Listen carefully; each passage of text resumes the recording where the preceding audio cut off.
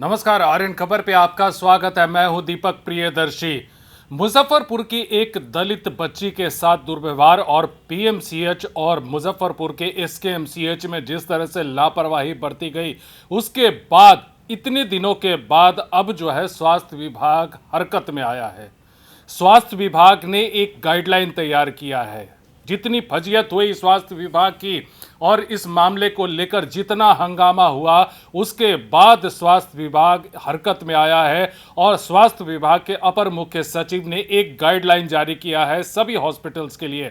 और उस हॉस्पिटल्स के गाइडलाइन में यह तय किया गया है कि उन्हें क्या क्या करना है, कैसे पेशेंट का ट्रीटमेंट करना है। साथ ही साथ ये कहा गया है कि अगर कोई पेशेंट आता है, उसका इलाज होना है, बेड की कमी की वजह से आप किसी भी पेशेंट के इलाज से मना नहीं कर सकते हैं।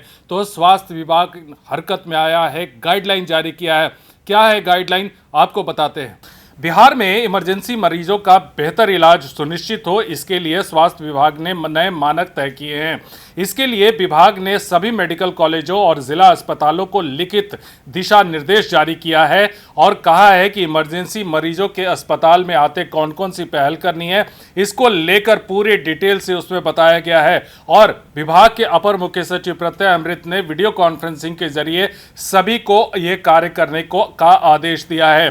देखिए, इस संबंध में जो पता चला है कि पीएमसीएच और मुजफ्फरपुर स्थित एसकेएमसीएच में जो एक दुष्कर्म पीड़िता के इलाज को लेकर जितना हंगामा हुआ है, उसके बाद से नए सिरे से मानक तय किए गए हैं ताकि किसी भी स्तर पर कोई लापरवाही न हो, यह सुनिश्चित किया जा सके। देखिए, जिस तरह से उस पीड़िता के इलाज में लापरवाही बरती गई और उसके बाद उसकी मौत हुई, उसके बाद दोनों ही अस्पतालों के पदाधिकारियों के ऊपर एक्शन लिया गया था और इस पूरे मामले को लेकर एक हाई लेवल एक जांच कमेटी बनाई गई थी। अब हर मरीज को सही समय पर इलाज मिले, यह सुनिश्चित करने का निर्देश अस्पतालों को दिया गया है। अस्पतालों को कहा गया है कि कई बार ऐसे मरीज आते हैं जिनके इलाज के लिए कई विभागों की सहभागिता यानी कोऑर्डिनेशन की जरूरत होती है। ऐसे मामलों में सभी विभागों से कोऑर्डिनेशन बनाते हुए उसका त्वरित इलाज होना चाहिए। विभाग का यह भी निर्देश है कि हर महीने समीक्षा बैठक कर उपलब्ध सुविधाओं का जायजा ले और कर्मियों को यह कहे, जो हॉस्पिटल के कर्मी हैं, कि वो थोड़ा सा संवेदना दिखाए। साथ ही साथ विभाग ने अस्पतालों को सख्त हिदायत दी है कि अति गंभीर मरीजों का इलाज 1 मिनट के अंदर शुरू हो जाना चाहिए। विभाग ने यह भी तय किया है कि हर मेडिकल कॉलेज और जिला अस्पतालों की इमरजेंसी के लिए कोर टीम गठित होगी। 3 शिफ्टों के लिए अलग अलग टीम रहेगी ताकि 24 घंटे यह सुविधा उपलब्ध रहे। इस टीम में एक casualty medical officer, 4 nurse, 1 pharmacist, 1 lab technician, 1 x ray technician, 2 dresser और 2 सहयोगी कर्मी रहेंगे। पूरी टीम की सामूहिक भागीदारी इलाज में सुनिश्चित की जाएगी। साथ ही साथ मेडिकल कॉलेज हॉस्पिटल को भी विशेष रूप से कहा गया है कि इमरजेंसी में किसी को ये नहीं कह सकते कि बेड नहीं है।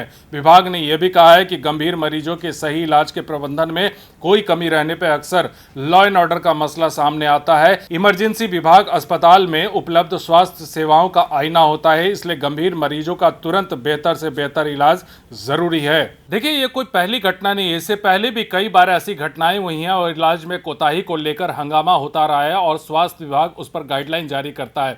लेकिन सबसे बड़ा सवाल यह है कि जब गाइडलाइन आप जारी करते हैं तो क्या नियमित रूप से उसको फॉलो किया जाता है?